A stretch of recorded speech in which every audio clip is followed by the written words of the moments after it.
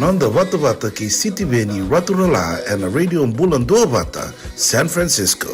Me kochi kenda wata bai.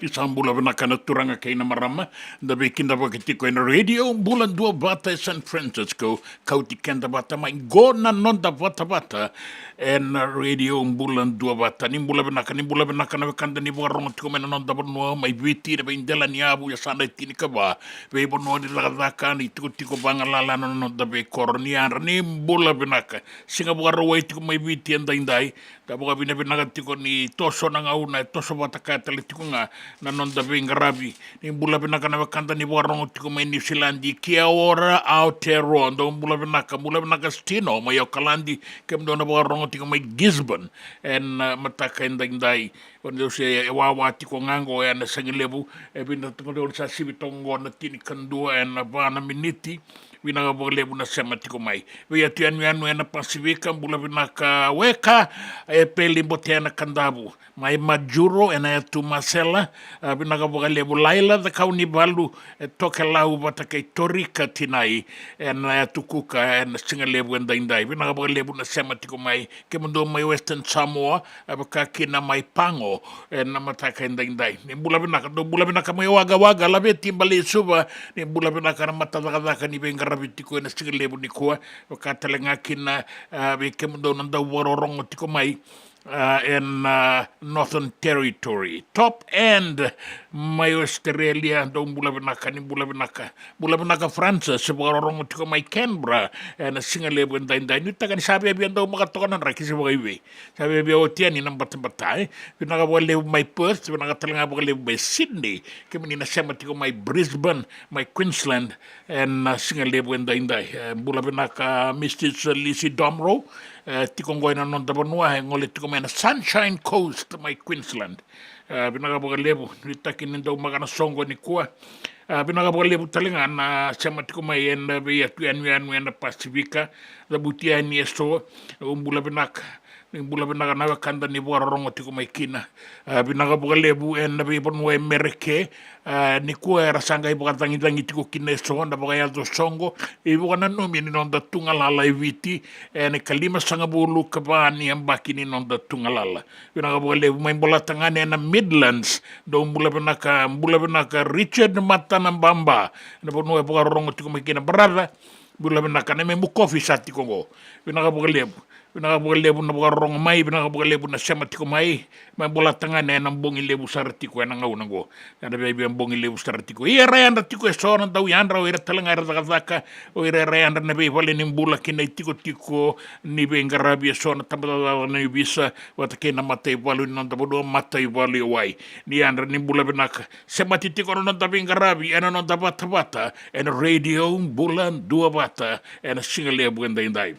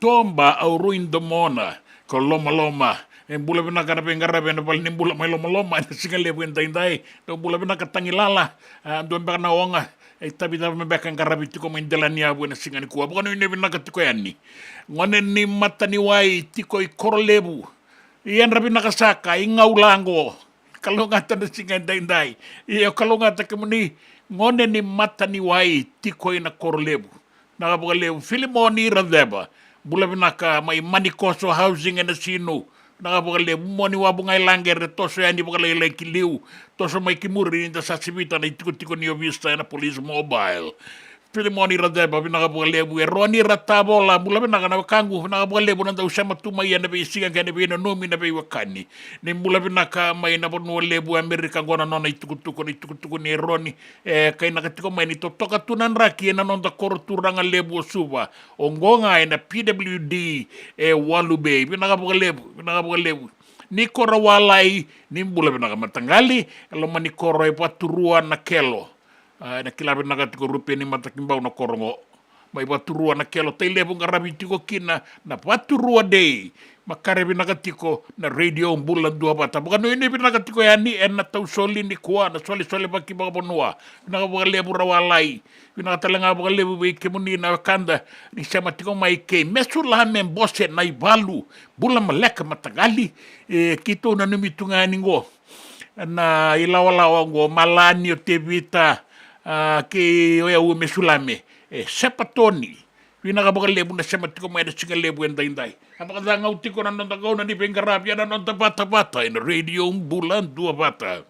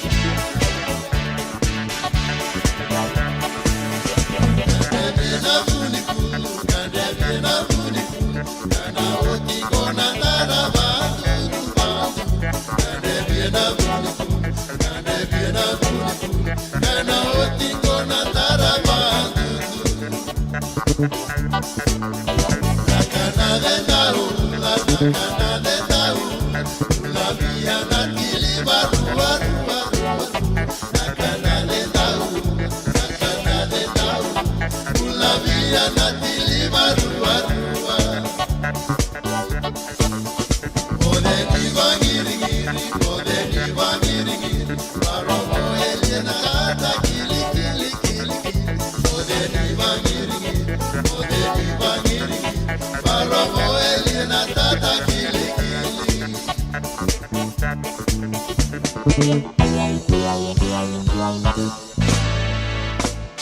E sengandina ni karaurawa na dhaka kekiva. Ia endona kainda wipu ke kawaka mamanta takatuna bengaravi, o ia ke tuna kenda tu kakana. Na ika, na dalo, na bisikete, na reo bata, na sunbells e tinimbulu makau. We kenda tu na senga tikunin raiva, se senga ni wakamotoka, kanda u Dren no tutu beto seaki, erto satu wakarau na Divine Pacific Food Mart, mai Sacramento, merto talaveani na nungni boli-boli. Rawa sara, we tartarngayani na taliboni diwa dua ono toluwa diwa ono saivarua, merto wakarotaka katalada mai na nungni boli-boli, ena kenagona totolo tua. Divine Pacific Food Mart, Vitorua Viwawalu Franklin Boulevard, Sacramento, California. Number di telefoni ono toluwa diwa ono saivarua. Erto ngarapatalangan ni kanalay waka suburi ani nanomu yaya. May nanonro to stoa kina nomu mati ni katumba. Dendram beka nang wala ni kibalilo tero bukan ni oso pakadadaka. Sen drakin beka na tos nimbula. Kuha ni lenga sinuing gawa-gawa. Nana mai kina programu warotaki. Mai vera tau na New Methodist Christian Fellowship USA. Nongu chisu, nongu banoa. Rongo na vima manione na kabini buku lulu bei kemundo e California. Vima mani dua na singilewu ni lotu lewu bei kemundo e viti. And a radio bulando wata San Francisco. Me kauti kanda wata mai. JJ's Food Shack. E tiku kena na kakana boka biti me bakana kokonda. Lobong benga ni ngai kani itu na bundi ng dalo sa tapioca. Na kakana boka langi me bakana steak baka loka kena coleslaw. Wee! Na karitoa sa wada badina na kani kana. Kaya tiku talaga na nono specials and na lomo ni mga dawa. Daw tamba na Facebook. Na doy ni tiwa yan. Na bani mandray pai kaya na bugatali. Go na JJ's Food Shack. View Valley mo Billy Jade Street, Santa Rosa, California. Kaya talagang rito dili mo yang may Santa Rosa, may yato saray ni Kinavato. Girit-rito sana kina Vitu Saiba Vitu Tolo Vio Tolo Dundu Limono. JJ's Food Shack, Santa Rosa, California.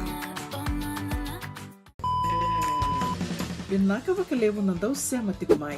Binaka wakalevo ng daw aseti ko na nonda to vata na radio Bulando Vata San Francisco ay kautikan daw vatamay. And the sabo wala kasar niya daw yan inawalu sa ngubulo ng dolo na kende wili ni matabu vale na radio Bulando Vata. Iya ay wili sar me vakatoto vatataki kina kende wili ng 182K and avea sa pura-pura. To na like, to na share, subscribe talaga Mike na Radio Bulando Vata and na YouTube. Radio Bulando Vata San Francisco, Mekoti Kenda Batamay. Nanonda Vata kay City Beni Raturala.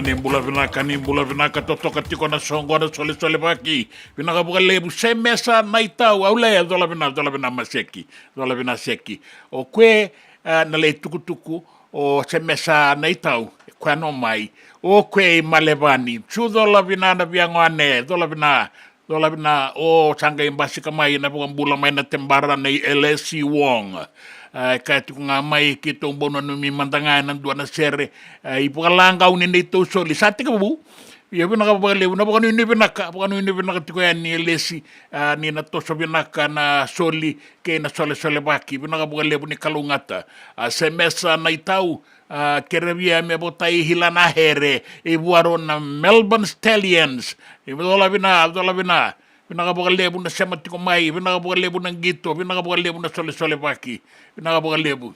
Laku talimengo ando na itukutuku ni LSC, kere me ebagarauta ki manda indo na sere me kito wotai laki na namatabu wale na wong, na buku ni nito soli andai. Kalau ngata na soli, lolo maya ni bagang bimbi kemuni. Salani ata andikawa. Ni bulan ni andra binaka mai na turang na marama na ita pinaka lebu kalunga tatiko na singa ni bengarabi ni kuwa veira ke de talengar bengarabi na nonda be vale ni bula e viti ke rotuma ke bura pinaka lebu ngona nonda vata na radio bulan dua bata San Francisco e kauti kenda vata mai.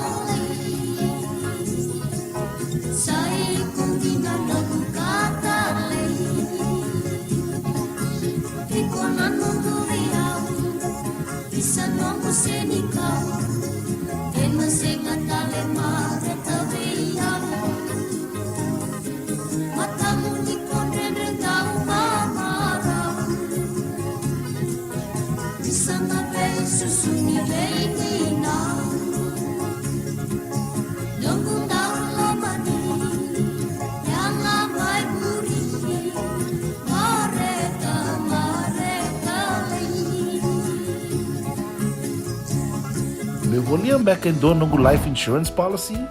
Laka kil ni tu tame katil kabituni kostita na 20 22 o sangir takasarabiri ni tauna kabi ngaya kina maga ngaya sala ko mana check sengat tali ni biara sengat saranga ni biara balilai in time saranga mai so dan tali wara katara tunda wara ko bertongo o sahalo ko dengo pamilaka Iyo, o yasar ngana buna, rau sara, sa tiko na pepa se senga. Bula vinaka se tobi mate. Kambani duan nga kana soma mena claim na lomni rosa nga bulu kavana ua keada na lenga nisa yambaki roa tina policy. Text mai kina wasa walu van dua tolu walu lima ena kena tuku matai lalai. Oya na wasa walu van dua tolu walu lima. Doyan Robina kana maraman na ita. Do samba di ba kusa iwe. Yandra na ita. Kita sili katalaw mande na Orange Lounge. Maleka. Gurasan ba di kata-kata pinagasar tunga toboy simpang bakaw. Gay way dala tu kinambata. Koe serengan gori. Sono ngono santa binakat serengan na kenta kakana. Di na to zoko. Kaya kita sana berata ini baga singelebu. Kita sana gali baga kabin ngaya ni kena. Na Orange Lounge, katalaw buka singelebu sa buka kabi, e baro tagi tu buka manggo sanggay to toka na buno ni kana. May na menda to identity, kena buka singelebu sa buka kabi me buka na buka sekera. Na sui, ikata buteke, roro buka lolo kay na vida tale. Gira ramo kila na menu ni singoya. Na Orange Lounge, tolo-tolong dua Orange Street, Santa Rosa. En dua tala na tamang ni Bingarabi ni Divine Group of Companies. Dola me na walong kaloka na mataka, kina walong kaloka anambongi moniti kina singatambo. Na Orange Lounge, tolo-tolong dua Orange Street, Santa Rosa.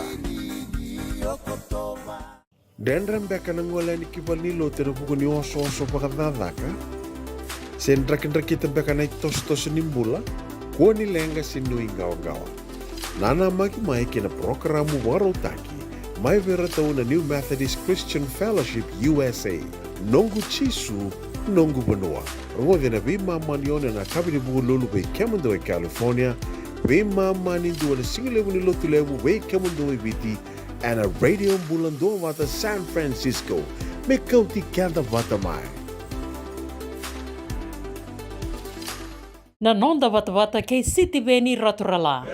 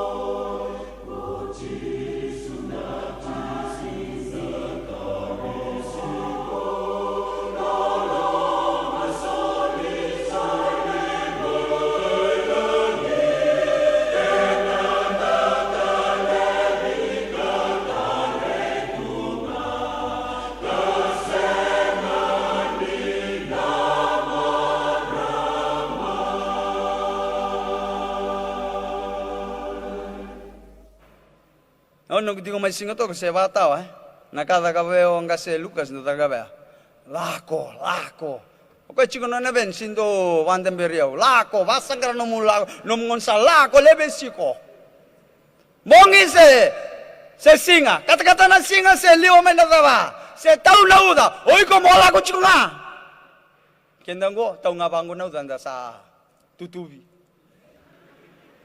na tutubi ngai solinga ngonum retirement kualo teman na tutubi.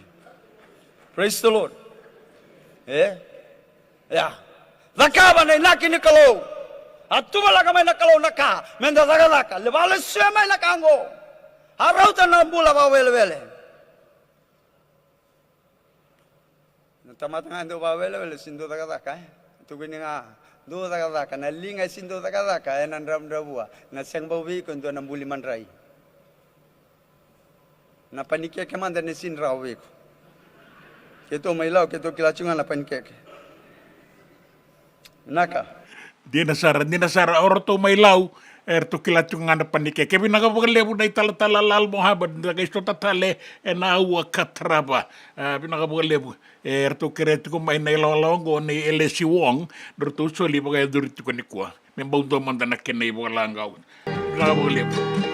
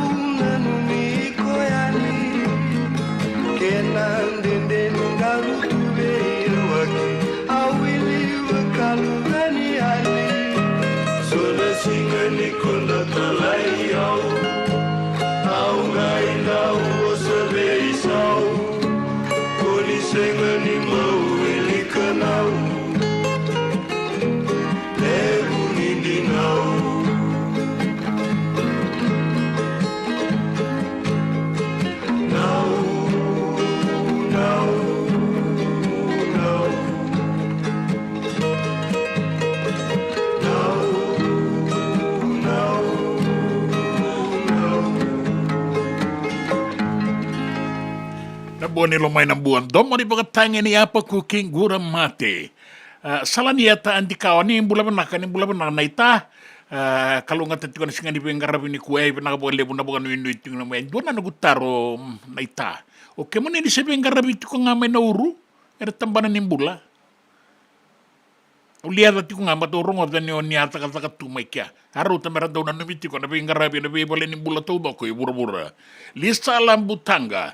O miau sambula re, inga re, rongo re, bilang ngau miau bula re, ali fereti tirau, dola bena kemeni, bula bena kai, binandu na bingwarabi, o masekila, bina lebu bereti, bina lebu lisanga butanga, bina lebu, miau bulare. Ia, miau bulare lisala, miau bulare. Kalungata na singa ni kua, akesa kuru matalamba.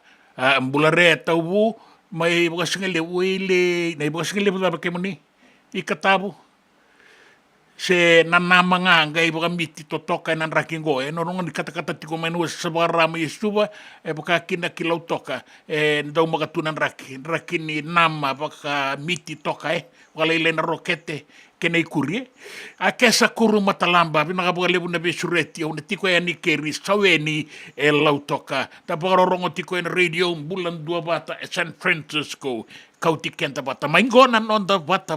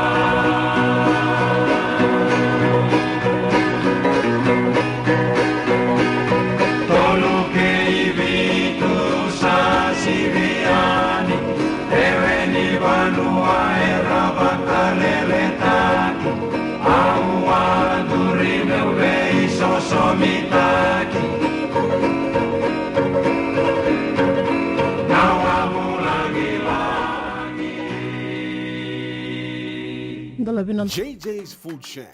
E tiku ke fikira na kakana boka bitki me bakana kokonda. Lobo benga ni ngai kani do itu na bundi nan dalos e tabiok. Na kakana boka malangi me bakana steak baka loka kena coleslaw. Wee! Na karitoa sa wadha badina na kani kana. Kay tiku talanga na nono specials and na lomo ni mga dawa. Daw tamba na Facebook. Na doi ni tiwa ya na bani manray pai kay na bungatale. Go na JJ's Food Shack. Viu Valley mo Billy Jane Street, Santa Rosa, California. Karo talagang rato dili mo yang may Santa Rosa, may ato sarang ni Kinavato. Giritirto sana kina Vitu Saiba Vitu Tolo Vio Tolo Duntua Limono. JJ's Food Shack, Santa Rosa, California. Me volia back and don't know life insurance policy? Nakakil ni Turtana katin kabitu ni kostita na 2022 o sagir takasarabiri ni tauna. Kami ngaya kila mada ngaya salah ko mana check. Sengat tali ni pera, sengat sarangan ni pera palinlay. In time sarangan mai. So ang kali wala ka tala tunda wala. Kubertungko. Au sahalo ko dengo pamilasa. Iyo, o yasar nga na buna, rao sara, sa tiko na pepa se senga. Bulo binaka se tobi mate. Kambani duan nga kana soma mena claim na lom ni rosa nga bulu kavana ua keada na lenga nisa yambaki roa tina policy. Text mai kina wasa eva walu va dua tolu walu lima ena kena ituku matai lalai. Oya na wasa eva walu va dua tolu walu lima. Me volia back and don't know life insurance policy? Nakakil ni Turtana katin kabitu ni kostita na 2022 o sangir takasara biri ni tauna. Kami ngaya kena mata ngaya salah ko mana check. Sengat tali ni biara, sengat sarangan ni biara palinai. Ini time sarangan mai. So dan kali warga tera tunda warga. Kau tunggu. Kau saya lo bengo kamu binasa. Iyo, o yasar ngana buna, rau sara, sa tiku na pepa se senga. Bula binaka se tobi mate. Kambani duan nga kana soma mena claim na lom ni rosa nga bulu kavana ua keada na lenga nisa e ambaki roa tina policy. Text mai kina wasa eva walu dua tolu walu lima e na kena i tuku matai lalai. Oya na wasa eva walu dua tolu walu lima. Doyan Robina kana marama naita. To samba di ba kusa iwe. Yandra naita. Kita sili katalau mande na Orange Lounge. Maleka. Kuarsan badi kata-kata pinakasar tunga toboy sembang bakau. Gai wai dala tu kinambat. Koe serengan kori. Sono ngona santa pinakat serengan na kenta kakana. Dina to zoko. Keba kitu sana berata ini bagai singelebu. Kitu sana gali bagai kabi ngaya ni kena. Na Orange Lounge, katalau baga singelebu se baga kabi, e barau te tu baga mango sangai to toka na bono ni kana.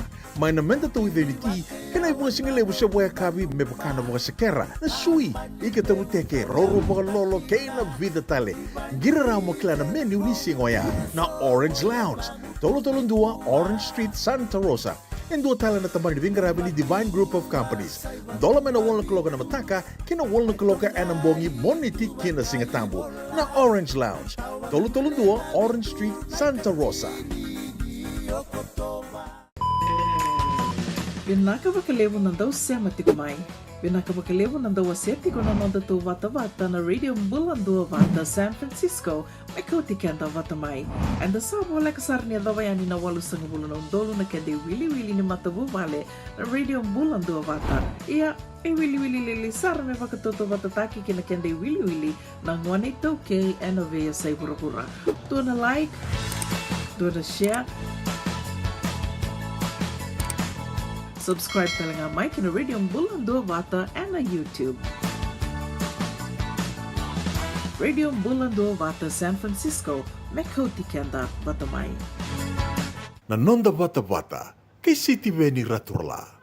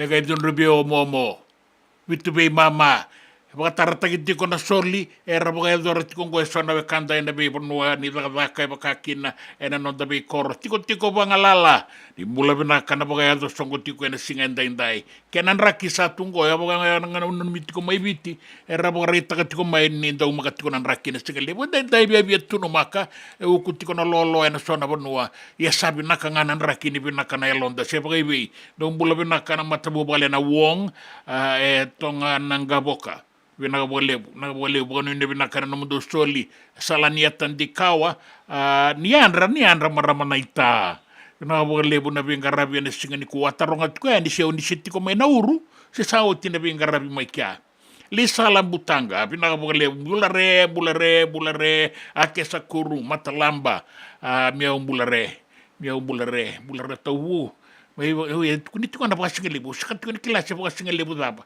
au sama di baka dali tu matanga me ubiena no yakutunda baka singelebu me doni kende de singelebu endai era nonda ngauna ni sabole ka tukona ngauna ni rongo tuku era tini karua mai biti potong go tini na miniti me tini karua bo tini na miniti me lima na kaloko na songo era baka do ratale tikungango oni nanu mai ado tikunga mai biti na songo senga ko ela ko tungo e busolo tungo e Santa Rosa na kena songo e boga e duri tungo sanga e boga nanu miti kongo na i kalima sanga bul kabani ambaki ni tunga lala ne biti ni kalungata na bingara biti ko endai amani soko koverata sue pina boga lebu wile tukune tumengo sue na boga singa lebu ko na idara na tabe ni na lele malo nandronga pina balebu njina na chule ni hana iwai na idara ibobo ina lele bina balebu malo nandronga amani soro koverata maseki bina balebu njina gonnom doi bota na singa lebu niko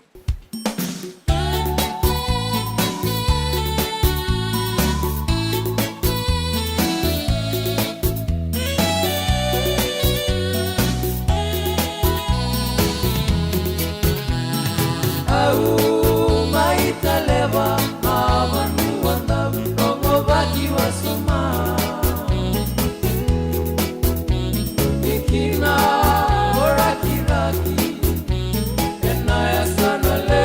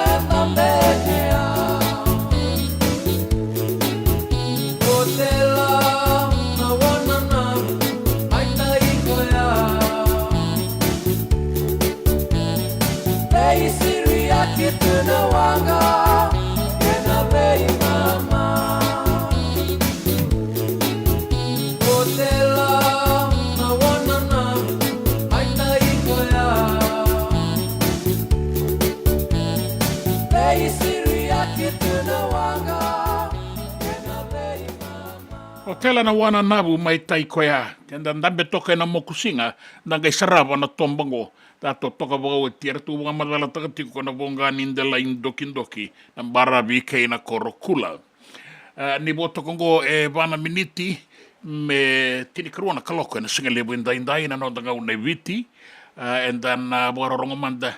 En ya bakasa matakamanda ngo bateni singa bugarua inda toka i vale senda baga do songo tiko se sombe kai sasalu tiko en barabi bakasa matakamanda ngo nambani waka ya na non ratu lako ni na le tolu ratu sana numa meratu kambata nambani waka baleteni tiko biratu na dondonu baga banua meratu lewa na kai ratu dakapa en dela ni banua en non ratu koro ya senga bangin di bakasa roya na kene rai una pinakabukalip, matiwai, ena tamadaga niyo bisa.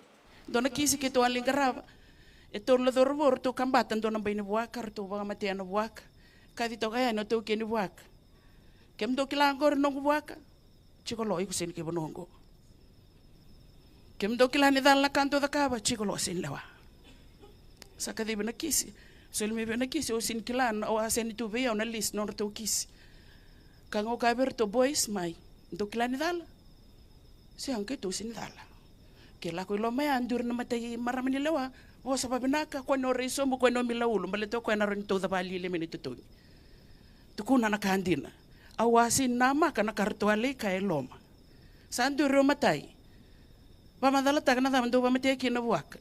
Eu na luben tui. Nong tutu na tui ni banongo.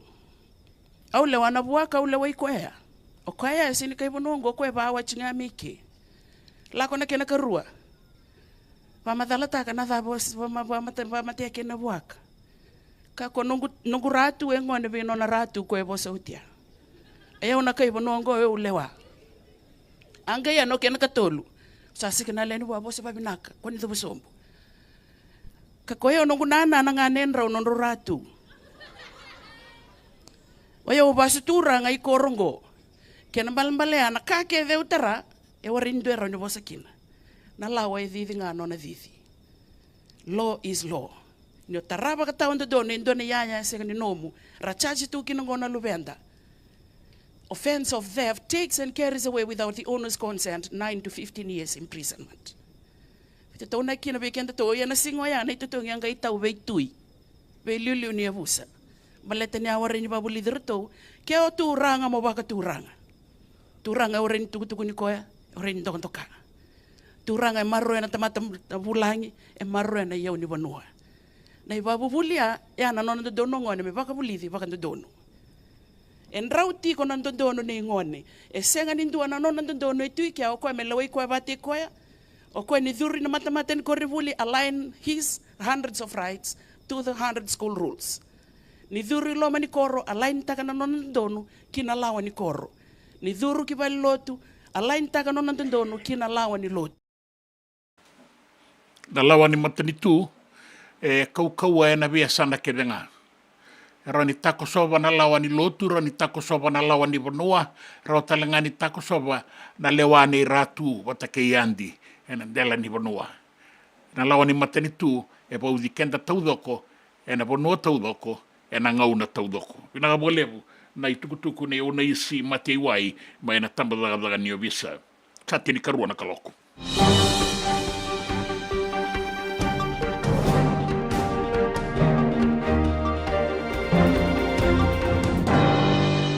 na itukutuku ena nonda banua e rausa sainita kana matani tu o viti ke Chapani e ndua na dinau e pitu sagabulu na milioni na kena isau ia na dinau na ilabongo e tu baka wawa membaleta na nraki ke na weka e kauta mai wekenda ni nda sadambeta tikongo na bula idangi lamba.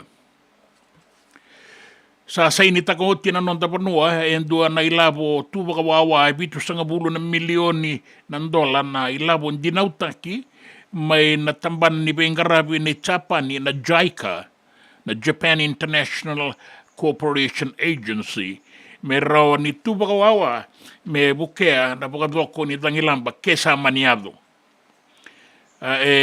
Bukarita ko na ay buke-buke ni Dauniaw, buke ni Prime Minister kan daw niyaw ni nonda matanitu o Professor Biman Parsad ni Labongo na tu baka wawa me na baka ngataki na ngau na ngai binakatiki na keba ka sa baka dono ya ng boseado na cabinet me mai baka ngataki na inaki ka tu baka wawa kina na Labongo ka Professor Parsad ni isan tu na Labongo hindi na utaki keba ka na baka ngataki ya merawan ni sotabiki na nangangandre endo wiato mai nangauna ni bakadoko ni sananda kunan rakida merawan ni ibu tataketale na bengarabi ke bakasama ni bakadani so na be tamba ni bengarabi na nonda panua sena yaya ni bengarabi ni lakadaka nangau ni sala na liba na wai kein be bonu taleso nangan rebikin na bakadoko kaya talenga ni rausan dua bata na matani tu erua bata ke na tambaran ni bengarabingo ni jaika me rawan ni ibeibu ke talemanda yang duan ilabo me baleta na bakadoko se bagai duriti ko ngango me baleta na tropical cyclone Harold and baki ruas ngabulu bata ke yasa en ruas ngabulu kandua me rawan ni ibeibu ke kina en dakadaka iso kana numi me baka bari baka binaka ni kina na baka doko ya kana prestendi ka mata talenga bengarabiti ko ena buku ni jaika eviti o wakasungi satoshi ni ilabo inandi na utakingo baka reitakati ko na kaukawa ni no dabe semati baka mata ni tu watakin abitambana ni bengarabi so ngona jaika mai chapa ni ke na matani tu ebiti eno itaki ni na beibuke na ilabo indina utaki ngo metu bakawawa me so tabiki na ngauna ni lenga tumbukoso ke samania dobi kenda mai baritaki ni so na lawa bakaturi na numi mela beti ke mai na nonda bonua na ngaunango bang bimbi na be kain baleta na lawa ni tamata dakadaka sa bagarita ka na isongo ni tamata dakadaka ni senga so timbeka ni na binakasara weekend kana Fiji Commerce and Employers Federation patake na Fiji Hotel and Tourism Association me bakasamata ka binaka na matanitu na nona ilako ke bakasama ni nanu me tauriwa kana be sau ni lawango and Employment Relations Act Ronondolu Kabitu kaya ke baka na bukidi na lawan ni bimaliwai bakadakakango me nanu matiko na matanitu ni nayabalata so na tamba ni bengarabi bimbisar kabuketi ko na nondambula baka ilabo ibiti nangaunango ke narawan ni mbasika kina na mbiu dakadaka be reso na lusi na bisinisi be iran daw ni bisinisi lalai songo na bisinisi kana yali talengakin na be ibang bauti na tambana ni bula bagay labo ibiti kaya na lawa ka biya bisa utakingo na lawa ni Employment Relations Act ni sana biya isaw na kinaibaraw nangaunango ya salabiti na kitiko yan na beitikin na may raw ni tu baraw kina na mata ni tu wasibi na be maliway bakadakadaka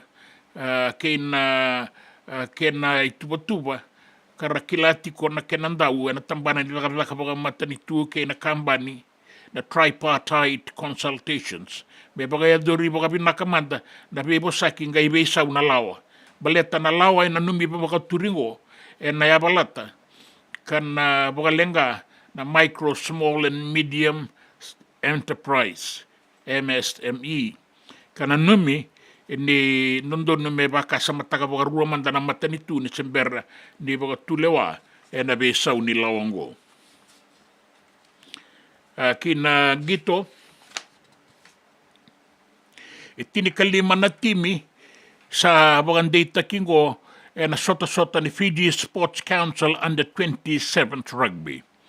Na sota ni rugby lewe abitu ka ratu didiba ka na Fiji Sports Council. Goa beira na yamba ki rua sanga bulu lako sombu.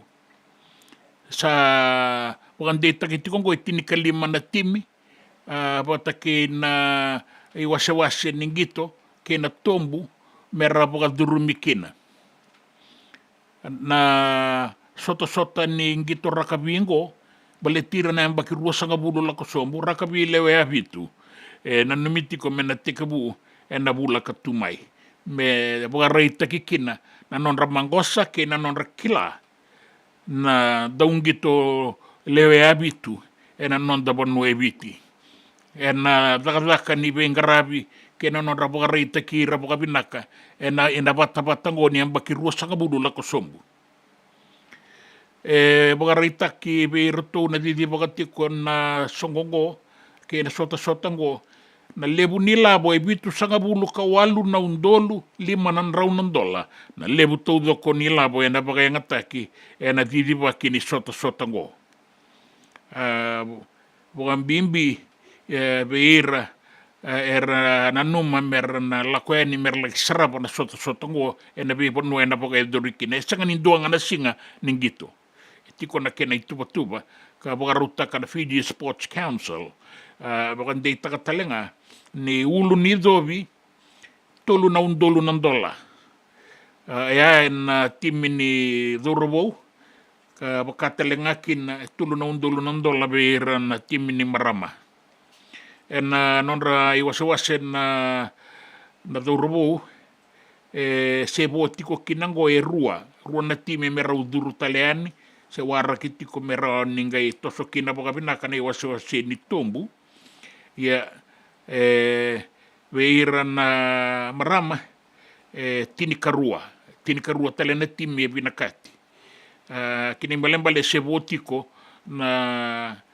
bagadurumiani ni be timi so oira mandanga saya doro eningo kakina na Village Boys, Dominion Brothers, QBS Blues, Remnant Brothers, Untouched Fiji, Wainandoi, RSM, Aflame, Natambua Old Scholars, Ortona Sea Breeze, Kaite, Black, Lautoka Maroons, Ratu Felice, Ta'au, Pacific Mana Academy, Watake na Nandi Eagles.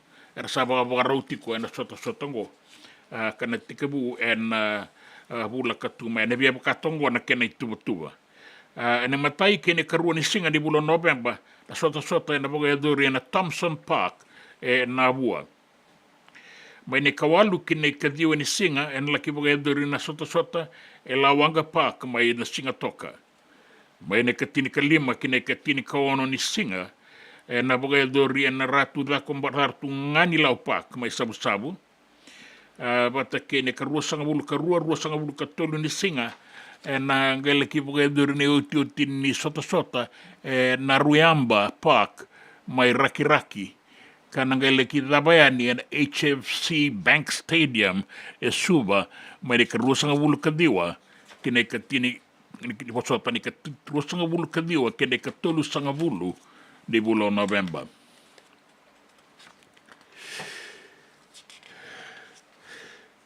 Kina tuku na be sai burabura sa bakai kata laki tiko ngamai na be sabosa kena ibu na uni binding mai mereke ni sa boto kangango rua na madawa me tika bu na binding mai mereke membaleta na itutu baka presidente rau wengati takatiko na presidente baka dengo o Donald Trump ke na ibu ke ni presidente na ngaunango Kamala Harris rasa baka rautiko kina na be toko ni na isongo rua na Democrats wata ke no Republicans me rato baka barani baka binaka na ibu na uni binding ni sabo toka ngango rua tolu na madawa me teka bu na binding era sana be ibu ketiko na baka lesi liu ni be songo ruango me baleta na i songo randui matataka me rawa ni i rawa kina na tikite ni tutu ni presidendi ve rau na lewe ruo Donald Trump wat kei Kamala Harris. Kini tukutuku ni raki. Dua na ua ni raki sua sa kotongo ena non tapanua ka na bagabuna tiko na tau ni uda na esa sa kina buoliku kina tokalau ni vianu anu mai viti na numitiko ni nangai tosoyani i wakaki na tokalau na olo kina uda ka na numitiko ni na rawa ni tarana non tapanua na kabi ndai se nambongi era ngau mandanga ngo e bogarita ki tiko mai ninda umaga tiko nan raki mai viti lio tiko na matani dangi tokalau deba keina deba era bogarita ka talanga mai ni da umaga tiko na beito seki ki na daga kengarabia na singa bogaroa e ndai mai viti tau banga una nauda kuru na banua na esa ki na bualiku na deba ki viti lebu na bua suba na usori tai lebu etu ya sawa na etu mamanuda se rua na mosi na itasiri o ra na sano lau ki na sano lo mai viti bukarita ki tiko mai ki na ni raki mamada na nonda panua bebu ki aki nonga na matani dangi kana ukuna loa e nangele ki tau na udwa na e kabi na tau mbisare na sona ngauna na sona panua na dei koto na matani dangi ki na bualiku ke na veba na singa ndai na seua ua tiko na wasa sanga ni besa una tuba ganin raki ndai ki na singa ni mataka sai kwengo na tuku ni raki na nonda banua ka kina mai rotuma na tuku na nonda banua da besa i burubura ke na tuku ni gito Na nonda bata ke siti veni raturla.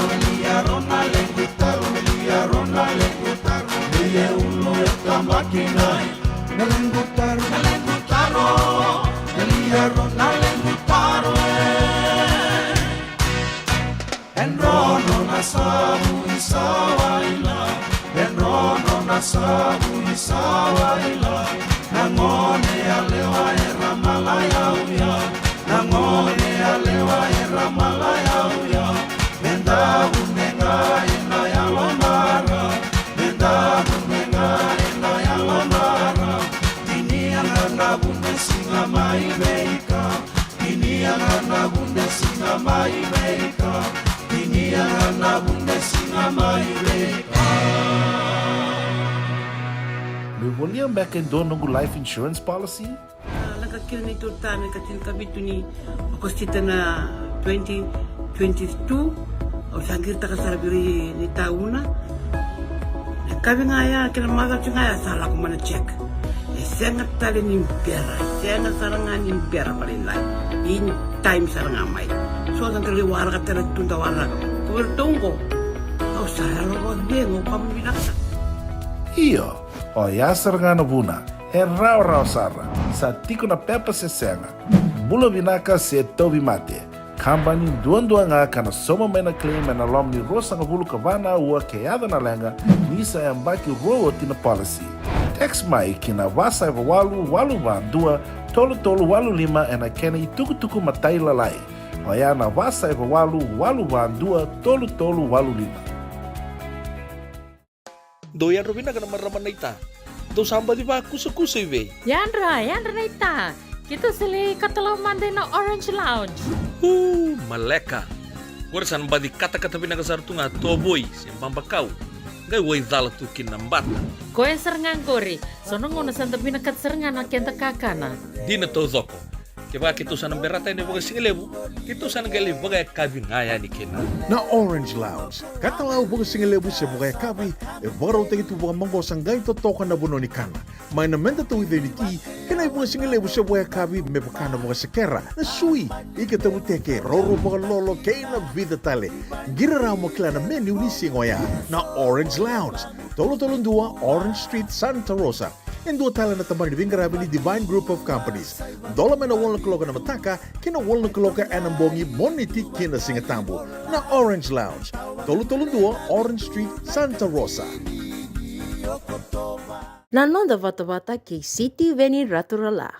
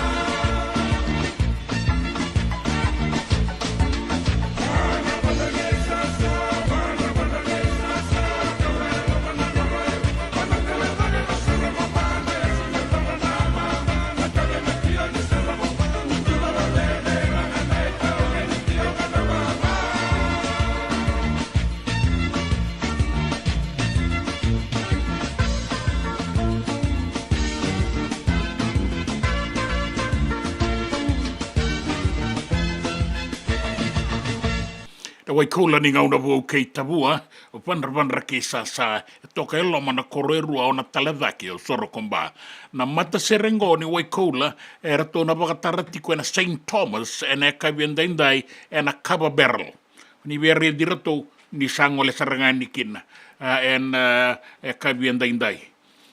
Vinaka lebu nom ni se matiko mai, a kesa kuru matalamba, mbula, sa taurati kona visureti, i boka singa lebu ngango e saweni e lau toka i ta madala na tua di ni kua se e ta boka bina lebu na visureti a mani soro koverata sue dua tala visureti ngo na boka singa lebu ko na idara na tabe na kai na kai ni na lele mai malo na ronga bina ba lebu njena se mesa na itau bina kwa bina kana hermaseki matata tuoke i Malebani me Australia.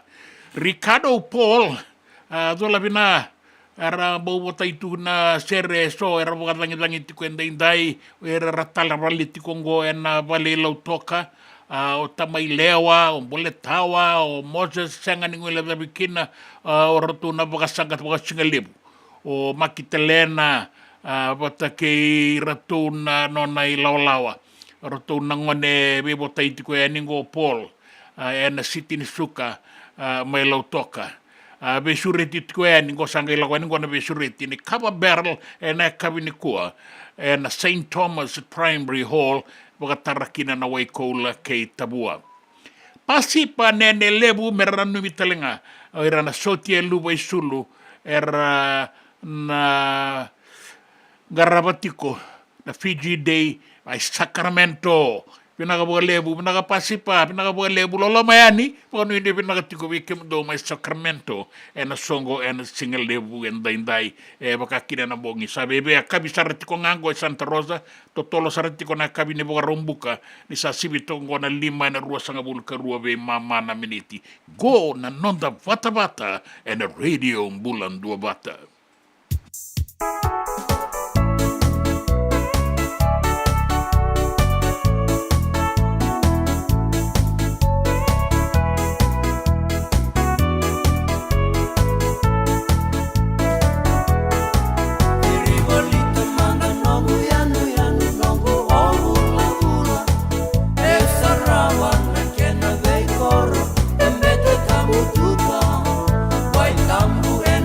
Toca lau, que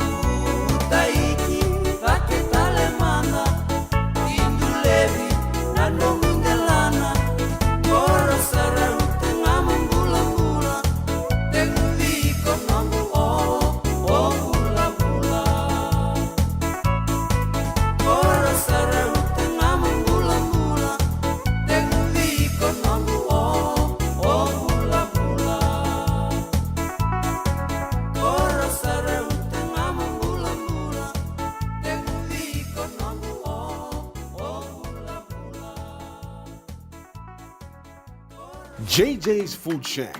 E tiku kedi kina na kakana boka bitki me bakana kokonda. Lobo benga ni ngai kani doitu na bundi nan dalo se tabioka. Na kakana boka malangi me bakana steak baka eloka kena coleslaw.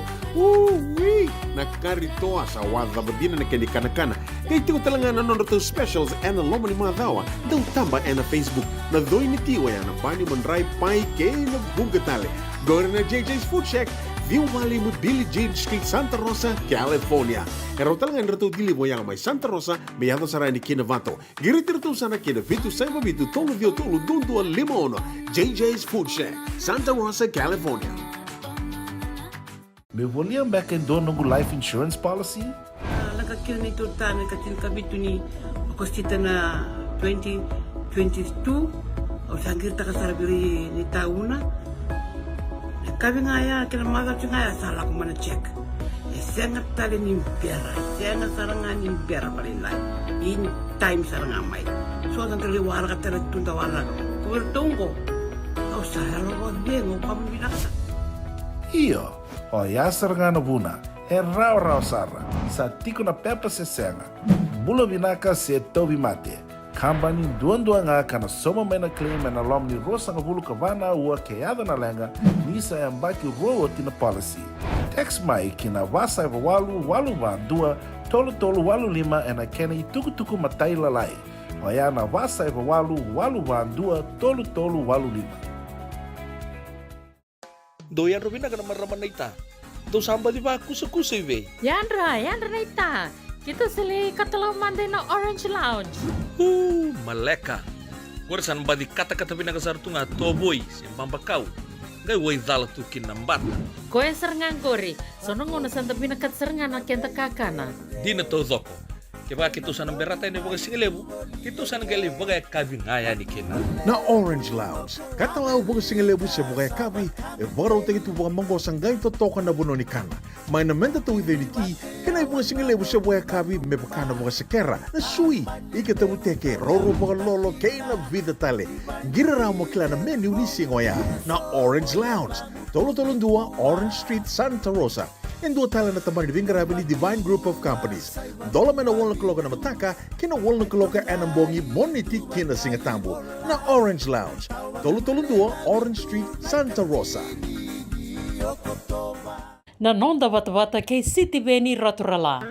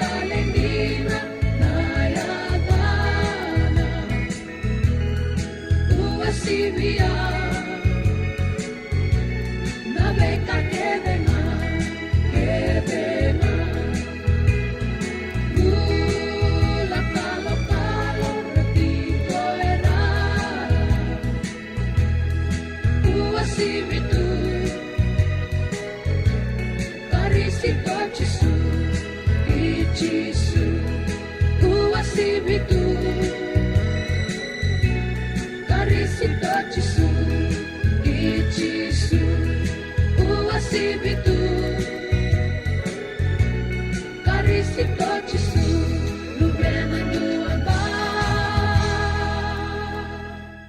lost. Kenda na ibagatawa, anggo sa tal may weekenda. Lestel may na boss ni kalong ketu na banggo chisu. Kemdo na ibagatawa nga. Leba manda na diwa sang mulka diwa, leba karamay nandua. Saya lichi. Leba tu nandua chigungko. Abali kenda via kaulo tu chigo pertani ya ke na bonotan taleso. Ebina kangur. O ko ya manda nga menda lang nga na itu ni bangori na wekanda sinrao chigo. Amale kanan renre. Sinrao la ko chigo. Sinrao chunga. Yeah, na lost image in our church today. We are not going out, my friends. Then we cry, salele man ito, ramgo, wili. Our census has gone down, the Methodist Church. How may be that 200,000? No, kila chuga 200,000. Angay lutu chungmay, Angay bisang ko 192,000. Oh, tamani. Ala ko ibe. Kaya bang doon na sir ni walele mo angwe. Na iba katawara more than no. Sino more than no? More than no. Geba gab. Si Piera, sesetu. Abuna Wesley indo na ruana abula south. Ang abuna uchu angka. Lalab na serle mungo na bakatawara mo de no na si Piera. Seseno ngetu da gendo siang ataltala. Ora si Piera mo de no na bakatawa sesetu. Sakandi na be kaya Asesenga na bakatawa sa mo de na si. Dabi sotang man langani serengo. Amen. Iya. Rasa mo din na siping kay sese tala na ibatawa. Sanga ilwi leve kisar na bula. Pina ba lepo na tala lal Muhammad na do tala na itabi na wa kataraba ni bernin tabi tala na ruana kaloko na singa lebu enda ibi do madana kena iba langau.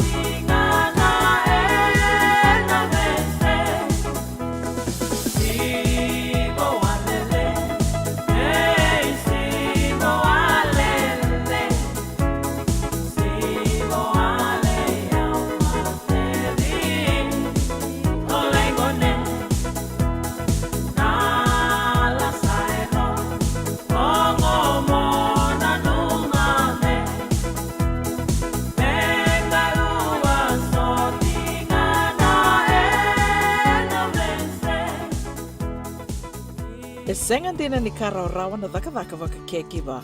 Ia endona kainda wipu ke kawaka mamanta taka tuna bengaravi o ia ke tuna kenda tō kakana. Na ika, na dalo, na bisikete, na reo bata, na sunbells e tinimbulu makau. O kenda tō na senga tiko ni nreiva, se senga ni waka motoka, kandau Dren na tō beto seaki, erto sa tu wakarau na Divine Pacific Food Mart mai Sacramento, merto talaveani na nung ni voli. Rawa sara, we tartarangayani na taliboni diwa dua ono toluva diwa ono saivarua, merto wakarotaka katalada mai na nung ni voli, ena kenagona totolo tua. Divine Pacific Food Mart, Viturua Viwa Walu Franklin Boulevard, Sacramento, California. Namba di telefoni Viwa ono toluva diwa ono saivarua. Erto ngarap talangan kena lewa suburi ani nanomu yaya, mai na nono to stoa kena nomu mate ni katumba. Dan rembeka na ngwala ni kibalilo tena buku ni oso pakadadaka. Sen drakin tembeka na tos nimbula, kuo ni lenga sinui gawa. Nana mai kena programu warotaki, mai vera tau na New Methodist Christian Fellowship USA, nongu chisu, nongu benua. Rua vena vima manione na kabini buku lulu bei Kemando e California, vima mani dua na singilewu ni lotu lewu bei Kemando e viti, and a radio bulando wata San Francisco, me kauti kanta wata mai. E na muna ngauna na lewa ni nondo soso, enda sa sianga sarangan nikla na dapat menda baka talau taka buka singi lewu taka siapa kaya kapitang, ne kakuni lo malenga. Sa tipin dono menua, e rauni buka tingu ikimuni, waya na JJ's Food Shack, Santa Rosa, California. Na be matanggali kaka na itipina, me baka na karitoa, waraisi, na logo, palusami, na buwaka, na kaiwa soso, na dalo, na toa, na kokonda, bayangani ka ng gamure, na kaka na buwa malangin, me baka na steak, gay baka loka, tabioka ka na coleslaw, surua, chutney, gay lago pata na ka na pie, ng bani kay na manray. O yan na JJ's Food Shack, Santa Rosa, California. E rosarangan no direct message virto, giringa kina bitu sa bitu, tolo dio tolo, duon limono, se, o ngwale sarangali tumiko may nanomota e na dio maluma Billy Street, o ya e Santa Rosa, California. E rawatalanga ni rito ulit dilibatakan na kemu katalobo sing lebo siya wanga kabi, ya may Santa Rosa, Kinavato. JJ's Food Shack, Santa Rosa, California. Binaka bakalevo ng daw siya matikumay. Binaka bakalevo ng daw aseti ko na nonda to vata na radio bulando vata San Francisco, may kautikan daw vata may.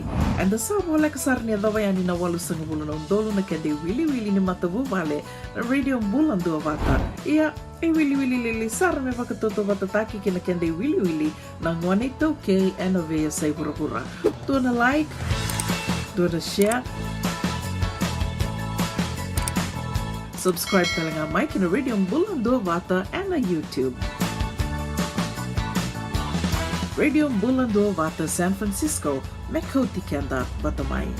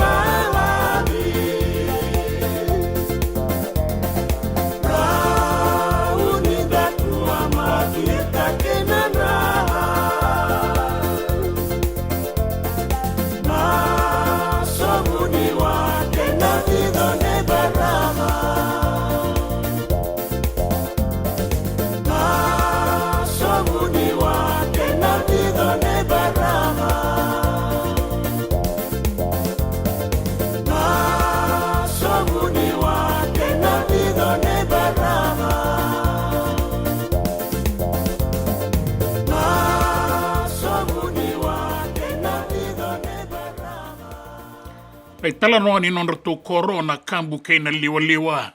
Na lomo ni panua mai wa indina. Ni mbula vinaka, ni mbula nakwa, ni mbula maleka. Ni mbula vinaka na wakanda ni wararongo tiko na lomo ni panua mai vitilevu. Rudi, rasue, iandra vinaka kemuni. Vinaka buka lebu na wawa.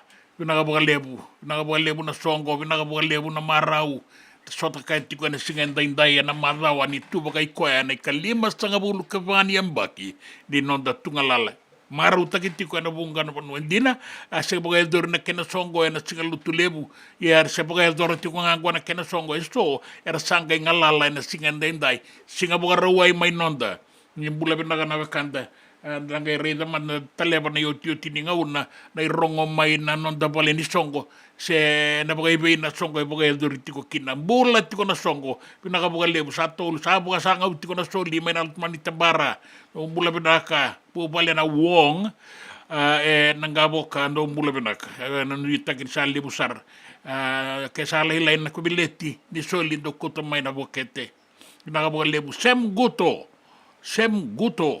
binaka boga lebu koi serene kerebia matungay botay boto menalia na sere na inono may punch bowl binaba lebu jina Lazaro Sanganavere, Tama, Nalangi Hotel Nandi, Lazaro Sanganavere, Joeli Nambuka, Filimoni, Marida, kay Luisa, bula nakamatagali, ni bula.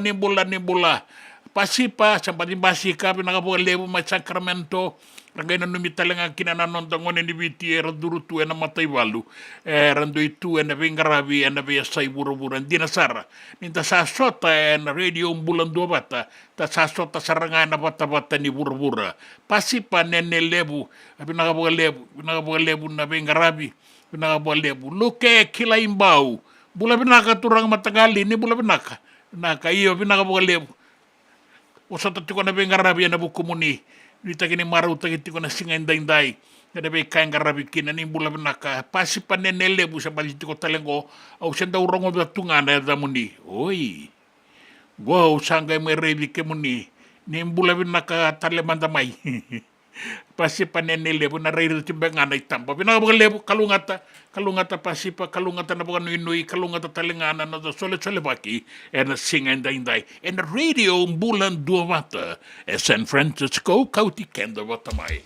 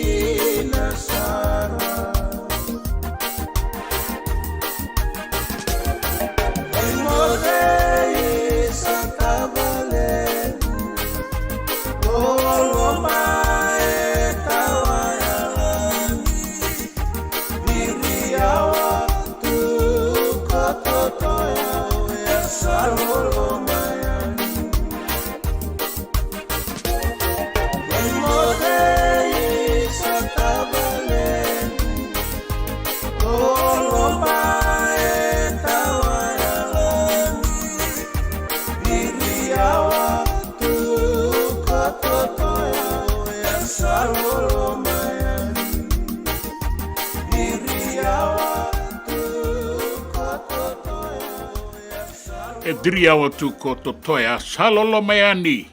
Anono tu i tabi sere na singa le wenda inda i na sota tawalo kudi na dangi dowiri ke Aotea. Da boga vina vina ka boga le usa waruta ki tokona i tukutuku e na ndona kaloko i a nimberea. Da na rongo zaman dana i takitaki e na tamba daga ni o visa. Na ngauna ke tu taraki na fingerprint ni ngone, that's the end of his future. Wakanga na dhuru ina wa college ko itiko na ulubatu. Balata na ngona sa toriki no na fingerprint, ena lai fomu hono fomu vito ko e pasi rawata na makani pailati. Nila imbimbi una no korni bule na senga nindu ona katumba indola bingone. La ko ibalangi vangara daka na songo kedwa. Baleta Dukila Toko ena lesu talima me make ote na nona police clearance that criminal record remains till death. Sindu embokoda.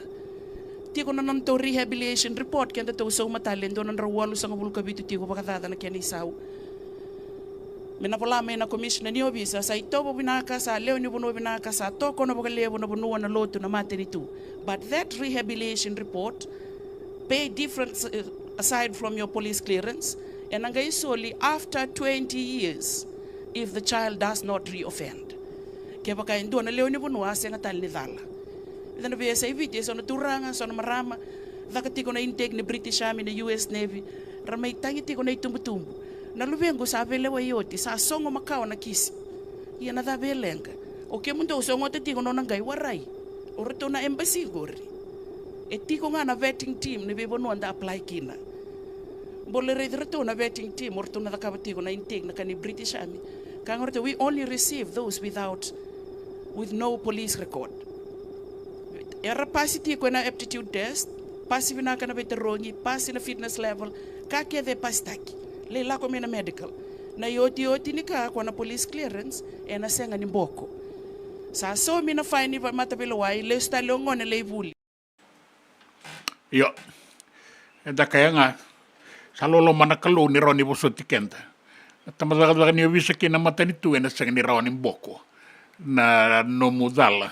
Ke baka sa bukando kairawa en tambadaga ni visa. Ya yang amenda na numa. Menda kilasa binaka menda satu madanga na bitiki na binaka na bitiki na sabani no dambula ilaw kongo bukan bimbi beira na lubenda bugaro rongo tiko na singa lebu enda indai mai biti ni bula binaka bukan lebu na nom ni sama tiko mai singa lebu enda indai bugarita ki mai na tuku ni raki ni ndua na uanin raki suasua sa kotongo na non da bonua mai biti ia raka tiko mai sanga ndau makasaratunganan raki maybe tia sanga ngo ko na ngai tau no de na kabi bia longo binaka ngai tau no de na kabi ni sawo tina songo enta sabe sukaya ki berna sabe sukaya ki ni tina songo boga bina boga lebu na no ni be semati ko mai na singa lebu ndai lebu na tuku ndarongoda lebu na songo na sole baki nda boga bina kina na singa lebu ndai Sandua na kaloko.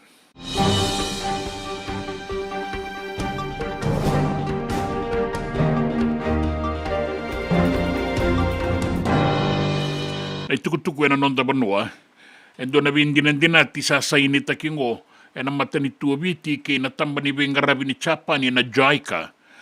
E vitu sa ngabulu na milioni. Na ilabo me maitu bagawawa membeleta na bakadoko ni dangilamba keba kayado na non da banua. Sabang data ki baga matanitu na umay labong ko ay bitu sa ngabulo ng milyoni ka tauri bagan dinaw may chapan niya na tamba ni Bengarabi na Japan International Cooperation Agency sa na JICA. Baleta na inailabo tu baga wawa ay nangaw na ni bagadoko.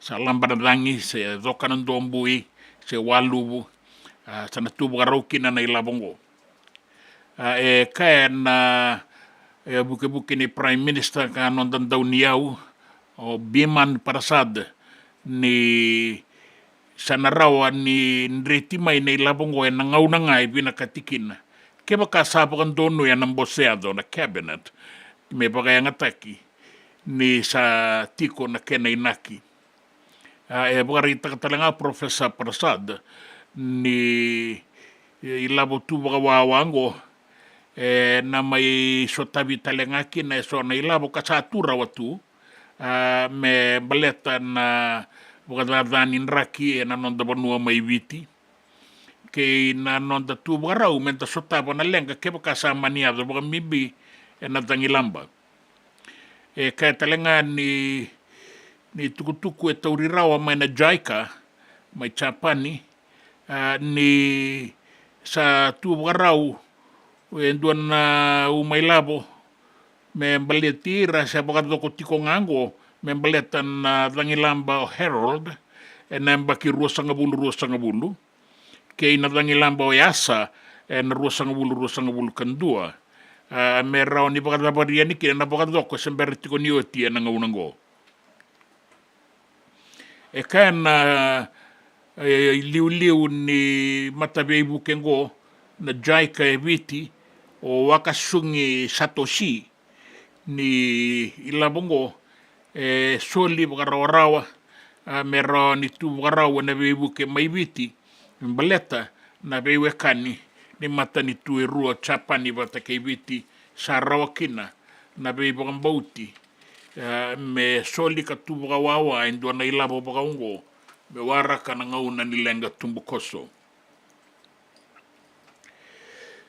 Robarita ka erua na isongo-songo, non risongo-songo na itauke ni rakadaka batake na non risongo-songo na baga ilesi-lesi na tambana ni Sarbanua ke na hotela nandua na ibaga sala solia kina mata nitu mengarau na baga binaka na bakasama ni Beisau sabi na katatiko me baga edori membaleta na Employment Relations Act ruanondo lukabitu sana numiti kongo me Beisau na lawa ni rakadaka kina be maliwa ibaga rakadaka na non tabanua rokani songo me ngarau na baga binaka sara na mata nitu e binaka me waraka manda baga malua me ndua na be tala no binaka yado baleta ke baka na senga na rebu ni lawa sana numi me bukidingo na kautama e bidana lenga dua lenga ni bula baga ilabo na non tabanua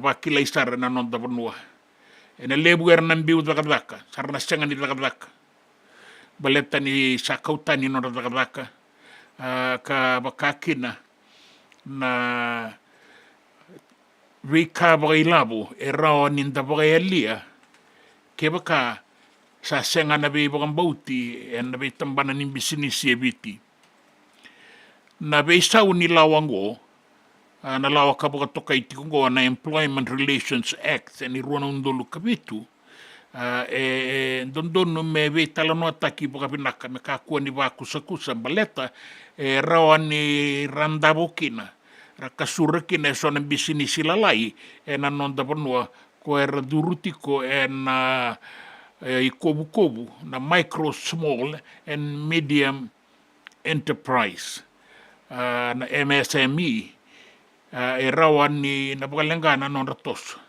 kanan rendre na nonda sasangambula ke bakasa na yazo na Beisau na buku ni lawango senga ni be bakandu taki na lawa ya rawa ni ndabakila na kena rebu ke ina lenga kautama ke baka seni baka samataki boga binaka na Beisau kina gito tini kalima na timi sabangan data ki ana sota ning gito lewe abitu ka didibaka na Fiji Sports Council under 20 na lewe abitu na beitimi ni rakabi lewe abitu ngo merang gito kina na daurabo kay nangone lewe yang bakirua sangabulu lakusom na tikabungo na nonra sota na bula katumai Mera barai takakina na mbuturara ningito na nonda pano eviti na mangosa kei na kila na fika na faito kei na faiwa ni gitongo ni leo evitu eviti. Na laureiti ko kina na timi vinaka o koe nganga veira na vei timingo na rawata toka e tolu na undolu. Ia sini bagai doringa na dona singa nang gitu na sota na taura na pula taudoko maingo. Kana duin na rara e bagai ngataki na lebu taudoko ni labo. E mbaleta na sota ngo e pitu sanga bulu kawalu na undolu $500. Ia e kana Fiji Sports Council e pangan data ka ni na idovi na ulu ni idovi beira na timi koe nganga e rawata e tulu na undolu ngo beira na marama beira talenga na turanga. Ia na numiti ko na beira na iwasa ni daurabou se boti ko e rua na timi me rau bakadurumi ni kina. Se rawa ni bakadurumi ko e rua na timi e nanona timi na ngone elewa kini ka rua na timi se bina katiti ko mengai bakadurumi ni me rau ni taudoko kina na iwasa ningito bakatombu e na sota ngo. Da bakango na kena itubatua. The Fiji Sports Council Under 20 7th Rugby Tournament en Tikebu en bula katumai mai ni matai kini karua ni singa na Thompson Park mai nabua. Ne kawalu kini kadiwa ni singa Lawanga Park mai singa toka. Kini kalima kini katini kaono ni singa na Ratungani Lau Park mai Sabu. Rusanga bulu karua na rusanga bulu katolu ni singa na bagai dorikina na Ruyamba mai Rakiraki. Kananga mai Bukadabara and HFC Bank Stadium e suba e ka rua sanga bulu kadiwa ke ne ka tolu sanga bulu ni singa. E rau sa Bukadurumi talenga na dourabo e rua o na ia lebu wata kei randrandra e na timiniviti kana ngito waboki mai Europe e na bula maingo. E wili talengaki na non Bukadurumia ni vida talena dourabo o Kem Valetini o Ratu Zakombau o Uluina Kaubandra kei na langa ortongo durubo yani. Indina ni adu tiko na bibosaki baleta na kundu e rau wagarita ka tiko mai o randrandra bata ki na lebu e senga ni rau na wa koe ki na rau na gito tiko nga e senga ni abalata na non ratu lue non rau lewena na timini biti baka kino le panimbotia. Ia sana Bukadurumi bo umai na ituba ningito e na bula katumai ki Europe na durubo umai ki no Joshua Tuisova me rawa ni mai bangangantotaka na Kabakoro e na iatu e murio. Kemu Valetini ratu pena i ala kombau Samisoni Uluina Kaubandra ke wanga na langa e bagambauti ni ratu sananga i sebu ni tokara na singileti bula ni nonda banua en ilagolako ni ngito abo ki mai Europe ngo. E kana do wi bagatabu lidio Mick Byrne ni non ratu Bukadurumi ani na dourabongo sa koe sarangango na lewe ni timini biti e rawa ni ndatuba me rangito e na loma ni rara. Kena boa e rata mate so e maboa so e senisereki raumai e na non rei songo ningito. Tarai ramanda na timi e na bula katumai karena ngito abo ki mai Europe. E rone maui, Hereiti Hatat, Levi Natave, Tevita Ikanivere, Samuel Matavesi, Mesula Mendolokoto, Luke Tangi, Samuela Tawake, Chone Koronduondua, Meli Tuni, Isoa na Sila, Mesake Bode, Temo Maiana Vanua, Leone Rotuisolia, Melindere Nalangi, Kitione Salawa, Vilive Mira, Elia Dana Kaivata, Frank Lomani, Simeone Kurvoli, Penny Matawalu, Caleb Mans, Wate Karawalevu, Ponipate Longanimasi, Inia Tambuabou, Vilimoni Mbotitu, Apisalome Bota, Chiuta Wainingolo, Isaiah Armstrong Ravula, Sireli Mangala, vata ke Ilaisa Nrosese. E rato ngore na dorobo, rato sandingitaki. Me rato na matatakana nonda bonua, e nei lako ningito abo ke mai Europe na vula katumai. Na via sai vura a kata sara na vi talanoa ni vindingi na boga duru me mereke na lo mga ni tulu vana madho maingo. Ka rauna tu tiko kina me rau balataka na tikite ni presidenti mai mereke. Na presidenti boga dengo, Donald J. Trump. Vata kene buka ni presidenti na ngaunango o Kamala Harris. E rau sa dui iboga dolanon rau sautiko na lewe ruango. E nei lako ni buna waboki.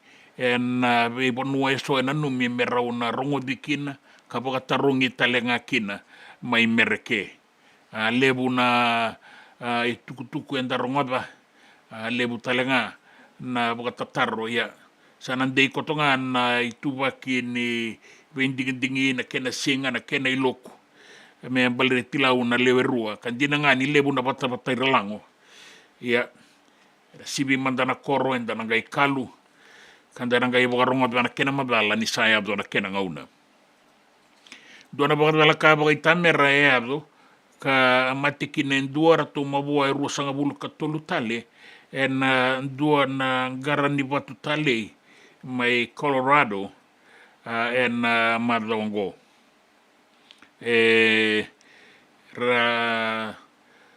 Laki tau tiko na wekandango na dua na ngara ni watu tale via tiko kea ono na aua na nora tau tu na dua na undolo na fiti kina lo maningele na singa lutule bunga na madongo bogarita ki mai ni sasasanga taki per lai bue ti ki mai sanga ki laurai ni dua na lenga boga misini ado ka buna na tao ni non raboga lele taki mai bura kaya do kina na lengango kinan raki tu bagen raki en dua na wan in raki ta en raki suasua ukubata kaya tokango na kena loloa sa tika bu tarati ko mai na via tuanu mai viti kana bakila iboga lebu sara en kabi kenan bongen daindai dangi tokalau keina buoliku raun liwa batokana nonda bembara bi na ngaunango nangai tai kina matani dangi ni sa toso na ua ni raki suongo kina tokalau kana ya balata tiko nan raki na nonda bonua en kabian daindai liwa na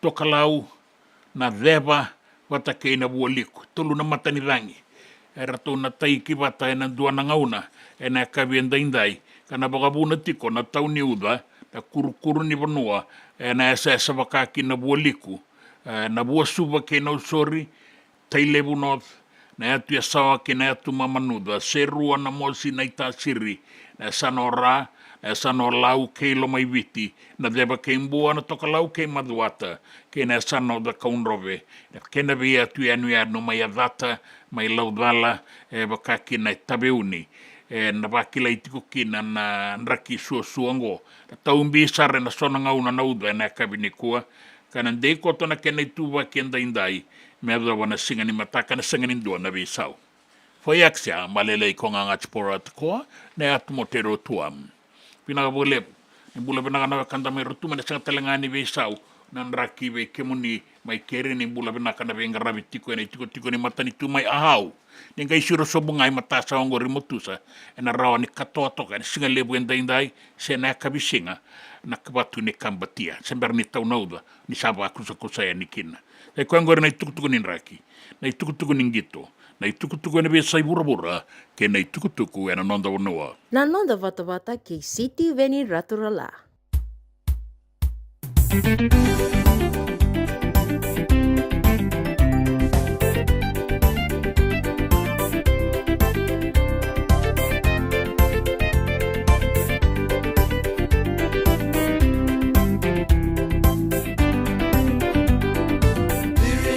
Nawa koto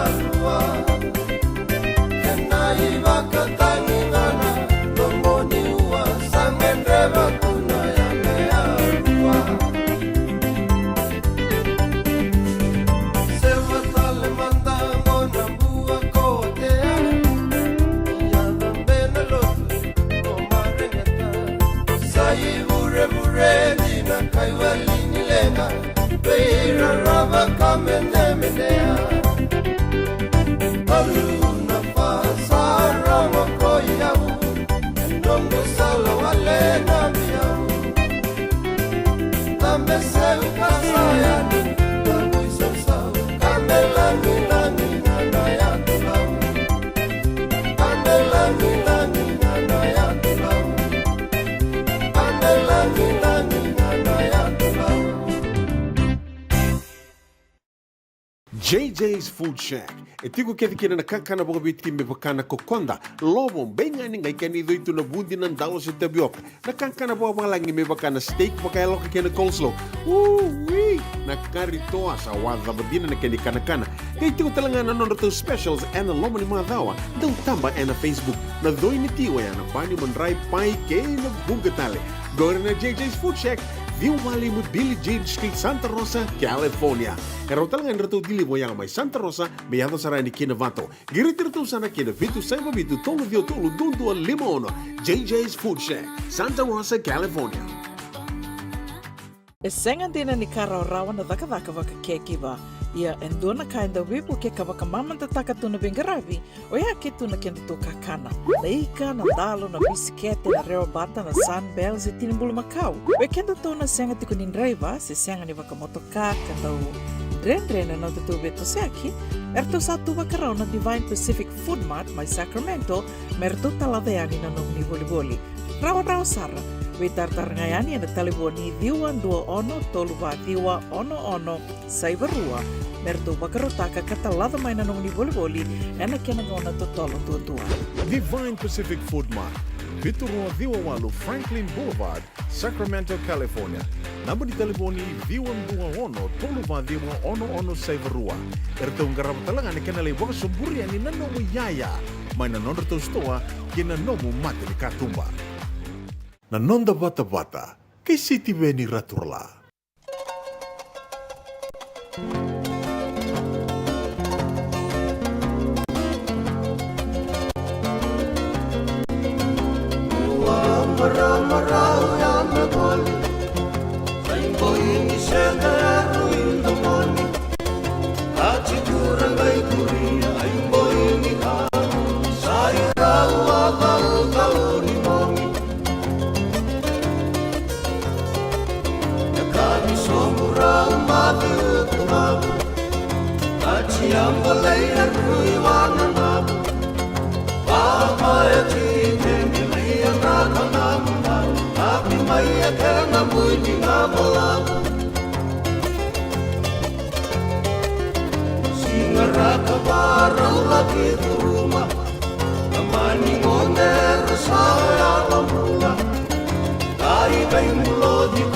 Ay,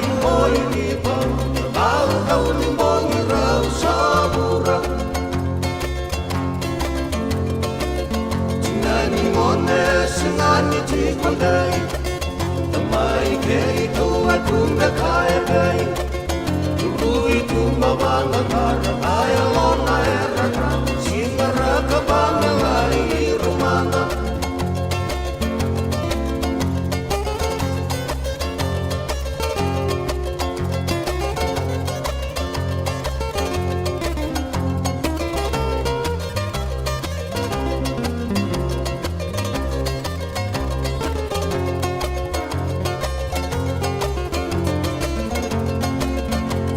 Marama saya makata kata Esui bale kaya loho ewa mana Unde toka mai keri lesu mai une mai makala Nonu nunu pauta sama chini mana Emba mai ki bale kani sama kata Nuri tu mai omu ni marama Eli nana ima tampana na isele kapa Ai mawia kuro ai kata kata Eli nana ima tampana na isele kapa Ai mawia kuro ai kata kata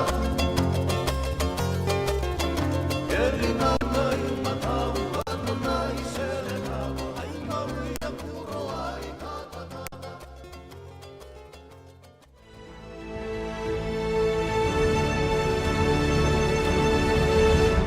Ongon ay rongo may bala ni Songo and a radio bulando vata San Francisco.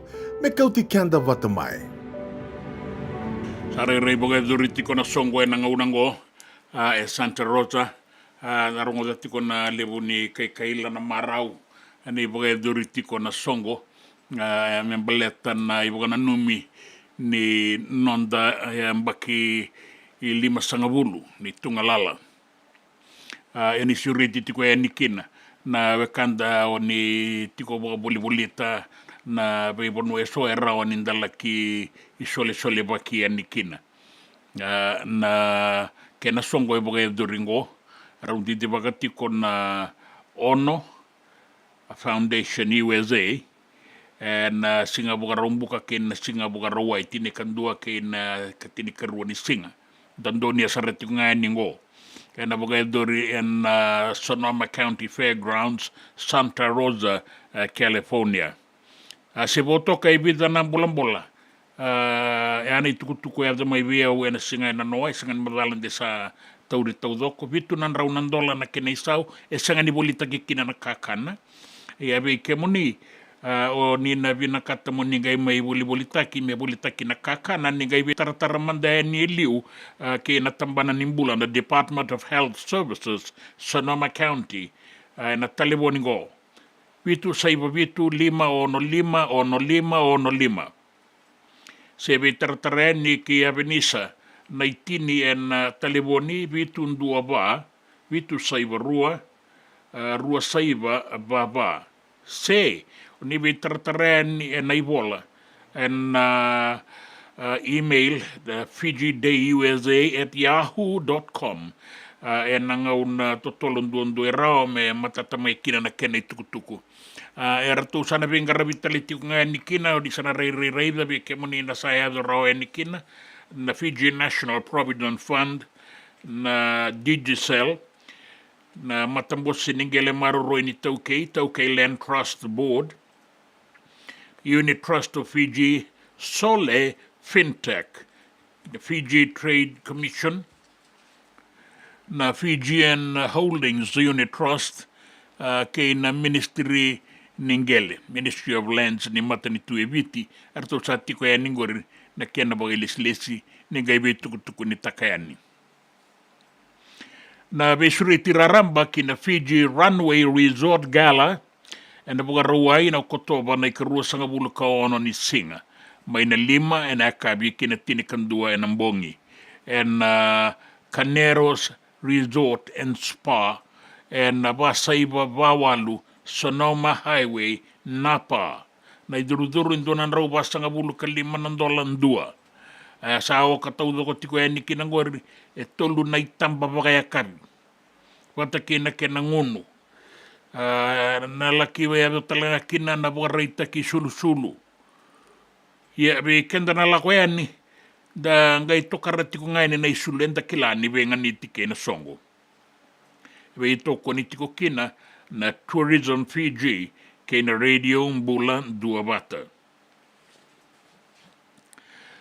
E na ve songo lalaita le soe baka e duritiko e na ve sangata ni Korongo e Santa Rosa na Fiji Day celebrations na maruta kini no da tungalala e o katiko kina na ve imbusi na touch rugby na mixed volleyball ve wakikina na turanga ke na marama e na katini kandua katini karua ni singa ni bula ko to vena mo ni marda saranga da Sandonia tiko eningo e na Sonoma County Fairgrounds e Santa Rosa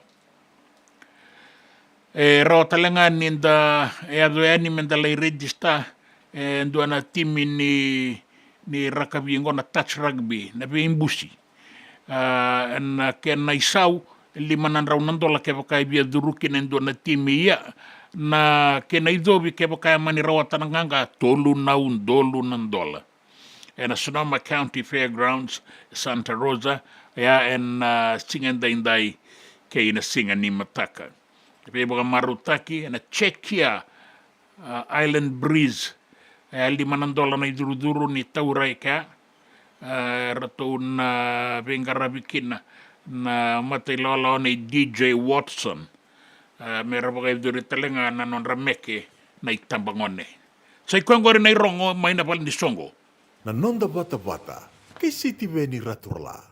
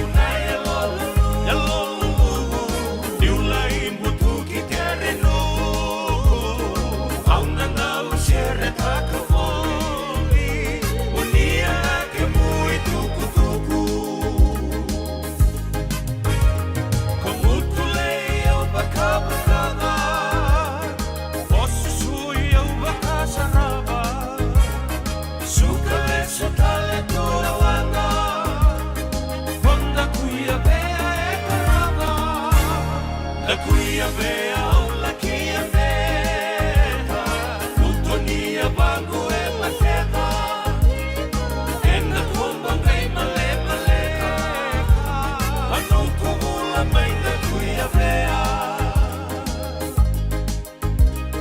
E na komba ngai male male Ano kugula mai na kuia vea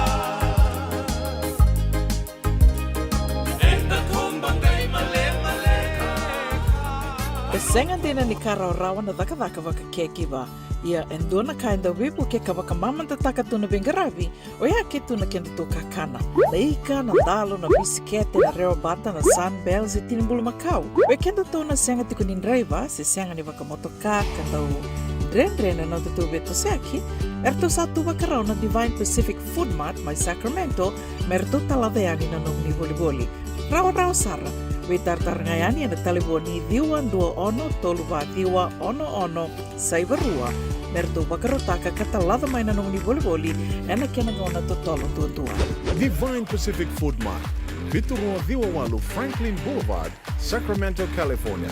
Namba di telefoni Viwa Ono Toluwa Diwa ono Saivarua. Erto ngarap talangan ni kena lewang sumburi ani nanomu yaya. Mai na nonreto stoa kena nomu mate ni katumba. Dendram beka nangwala ni kibalilo tena buku ni oso pakadadaka. Sendrak-ndrakita beka na itos nimbula. Kua ni lenga sinui gawa. Nana magi mai kena programu warotaki. Mai vera tau na New Methodist Christian Fellowship USA. Nongu chisu, nongu banua. Rongo vena bima manione na kabini buku lulu bei Kemando e California. Bima mani dua na singilewu ni lotu lewu bei Kemando e biti. And a radio bulando wata San Francisco. Me kauti kanta wata mai. Na nonda wata kei City Veni Raturala.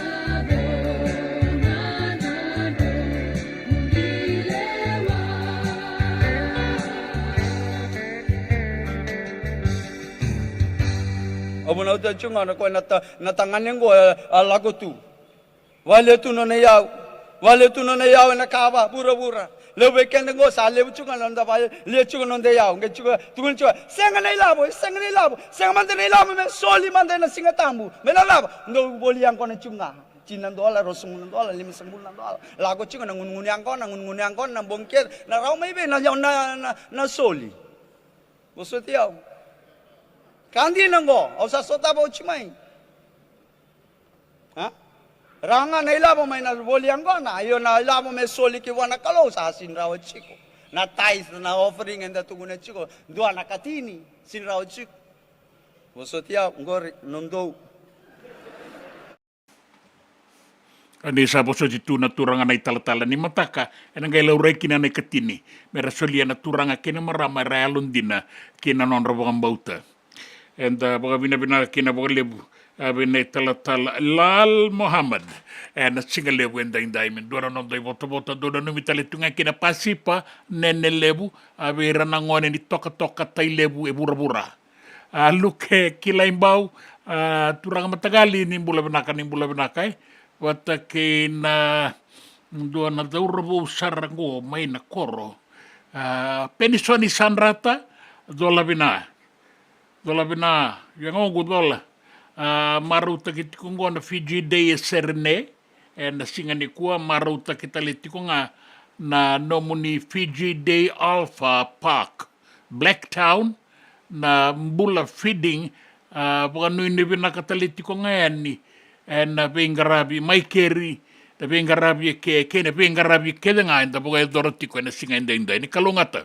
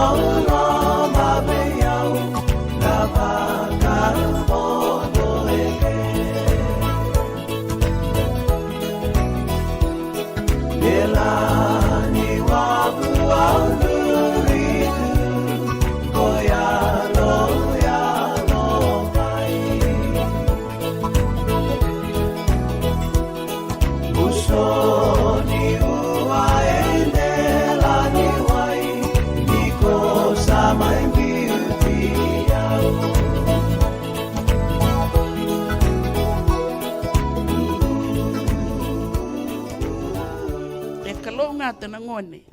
E sole bua e 5 wale ngana miniti mai vei nau ke ngei. Kalau ngata na ngone. Kente tonga kile kwa ngande to dhunru. Kwa mbogi bango tu kila na time me mo de kina se warai. Ndona rauna pasende na mbula ni ngone mena mbaki 5 kina tina ka walu sanga bula pasende nona kile kwa yongas ni buli. Chini ka walu la pasende nona kile kwa na leo ni koro na bisanga ta na bibuno ke denga iba. E ruanga na pasende. Na nonda rukile kwa na itumutu. Ke o vekila na mbula ni ngone ngai ko ribuli. Girmo ko ngas ni buli ngai. Kende tonga girmo ngas ni buli tu ni mayo ke tu ni mebe o tu sela imbutako. Ora yo tu sela tiro imbutako.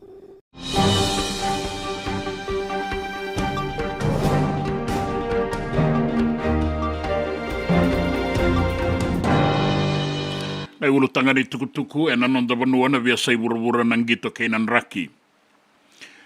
Sa tambaka oti nanon da matani tu e viti e ndua na vindiran dinati ke na tambana ni veibu ke mai Japani na Jaika e vitu sanga vulu na milioni ng dola. Gona ilabo san dinautaki mai me mai tu wawa e na vakadoko e na ngau na nilangilamba ke na lenga tumbukosa e na vuku nin raki.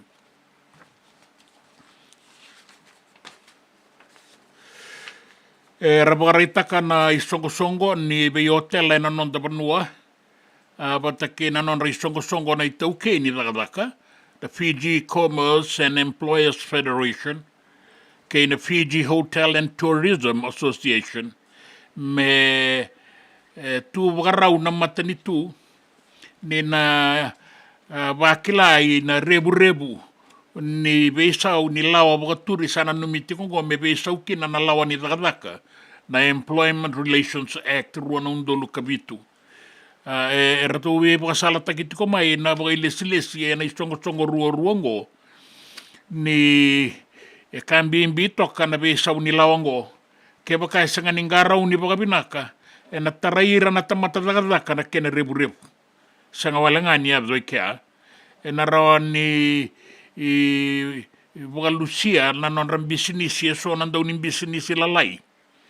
Kana tatara ki ng bula bakailabo ni non da vanua. O ira ng bisinisi e so sarna songo. Kaya na e aliani ni vei bakambauti membaleta ng bisinisi kaya na bakaduri labo e biti.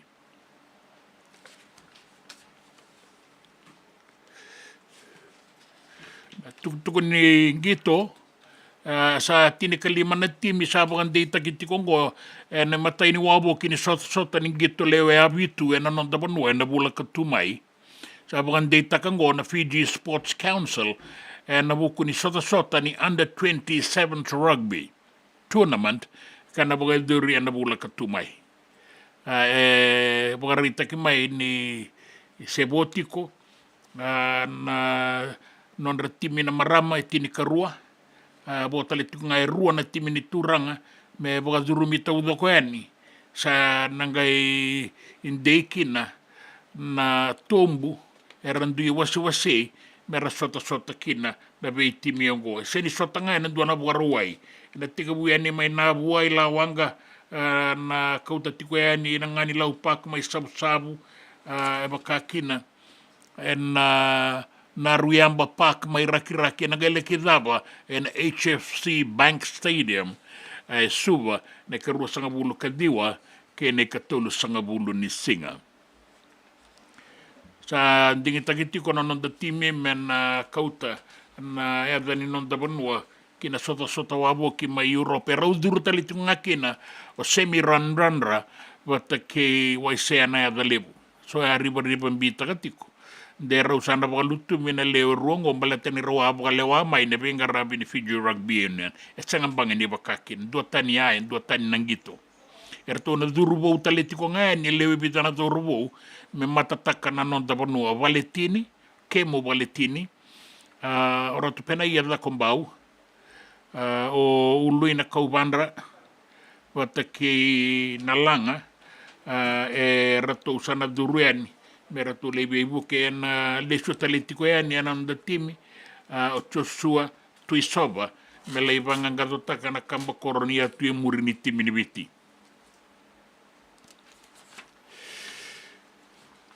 Kina be sai vura sa kou asarati ko na be sa bosa kata talenga na be bosaki ke na be imba baleta na be indingi mai mereke sa ke nei raunga na non rau tuti kongo e rua me rau ndui matataka na non rau i songo na i buke ni presidenti na ngaunango mai mereke Kamala Harris e matataka na Democrats ke na presidenti bagadengu o Donald J. Trump matataka tikueni na isongo ni Republican.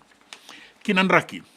Endo na ua ni raki suasua sa kotongo na nonta pano endina nga wari teki mai ni kata toka na singa ka andau makatunan raki mamada en ve pano eso na nonta panoa ia en kabi sana ngai besau na raki. Endo na ua ni raki suasua e kotongo na nonta panoa.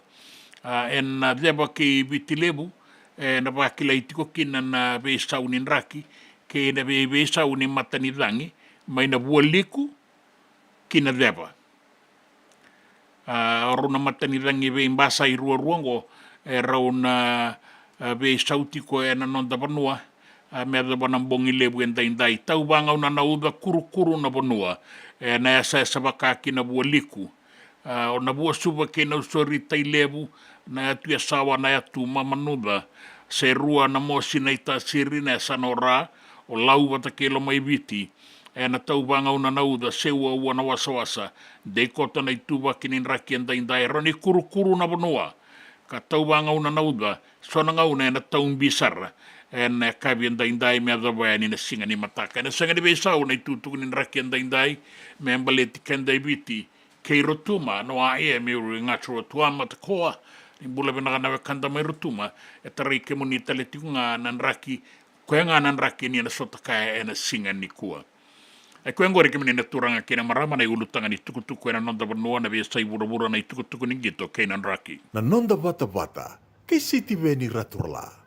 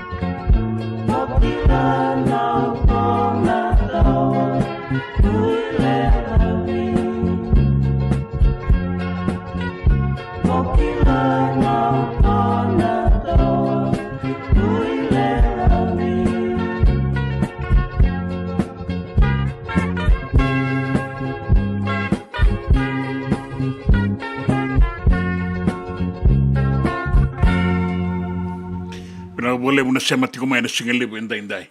Marauta ki endo kai na pingarabi na bu komuni na we kandra turanga na marama. Ni sema tiko mai na ve sai vura. Mai na bu liku kinara na toka lau ke na deba. Da saboga bina kaninda sota rawa indai kalungata na soli. Kalungata na soli dena singambeka na mazo maingo dana ngai rongo dana tuku ni soli mai nangabo kanimbula binak nuita kininda umaga tiko na raki sengai dawi saranga maingo indona tuku nei Mbaravi Enrico burusan bula binaka no goyaka binaka lebu na garabi tabi tiko mai taingori garabi tale tungango na ya na itabi ke binaka lebu dan TFL vale lebu tau bagayan ratiko yani binaka lebu sara binaka Mbaravi Enrico ta sabe baga modeta ke kalungata na bengarabi kalungata na sole baki endana ngai sota na madawa katumai kira tatau eke medo wana ngau na kataraba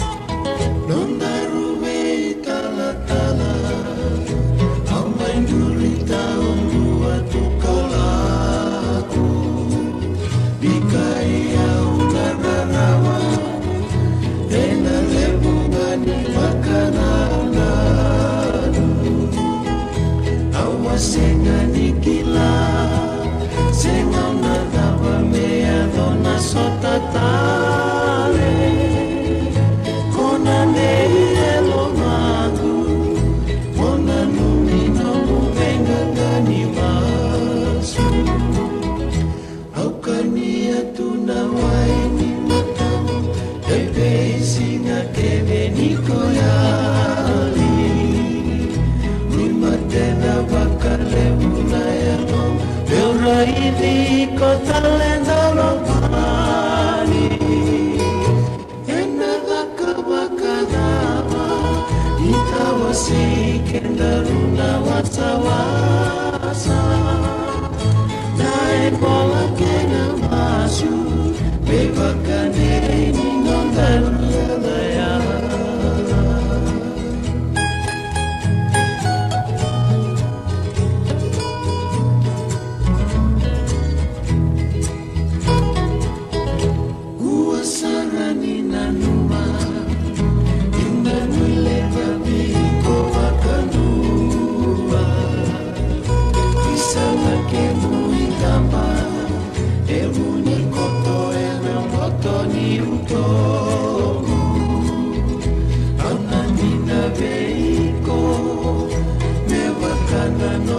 Sanita tahu Moya lobina kasana Buana nilai nilai tabia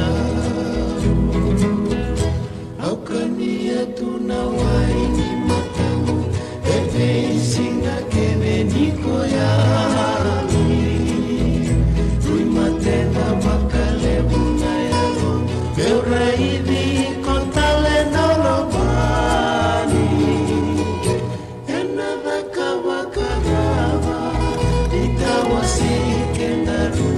Sawasa Nae bola kena masu Bebakan ini nontar dunia laya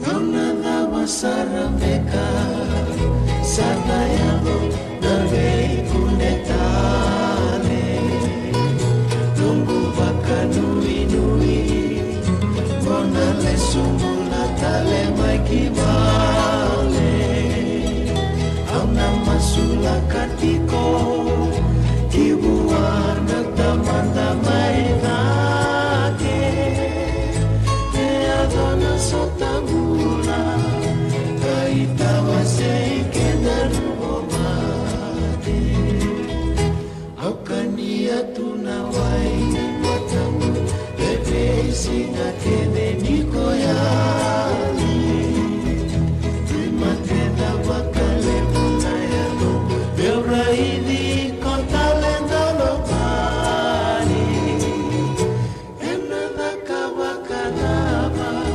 Itawasi kenaruna wasawasa Nae bola kena masu Bebakadeni nongaru alaya Nae bola kena masu Bebakadeni nongaru alaya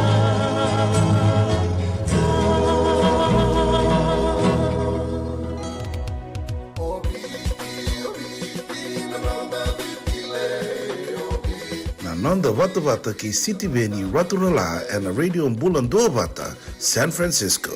Me Kochi Kenda Watabai.